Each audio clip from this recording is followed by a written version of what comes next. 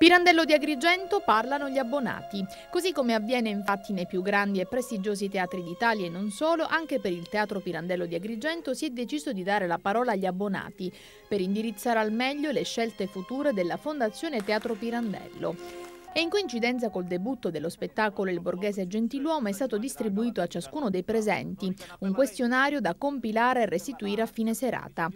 Una rottura con il passato, ha detto il direttore della Fondazione Massimo Muglia, poiché prima le attività teatrali venivano calate dall'alto, senza tenere conto del gradimento dell'abbonato, mentre adesso si chiede loro di scegliere quali tipologie di opere preferiscono, in quali orari vederle e con quali servizi aggiuntivi. Un modo, insomma, secondo Muglia, anche per capire il gradimento del pubblico rispetto ad una nuova gestione del Teatro Pirandello, che sta elaborando diversi cartelloni, producendo spettacoli e diversificando notevolmente l'offerta culturale.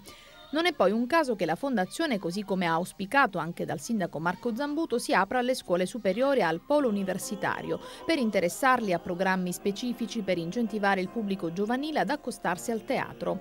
La Fondazione, sottolinea ancora Muglia, punta soprattutto ad allargare e variegare la programmazione, al fine di conquistare l'interesse sul territorio, fidelizzando gli spettatori e invogliando i giovani ad una interazione e una comunicazione immediata attraverso internet, creando nuove reti di collaborazioni, specie con gli enti turismo, implementando la comunicazione e la pubblicità, offrendo un servizio che sia un'esperienza culturale non limitata alla rappresentazione.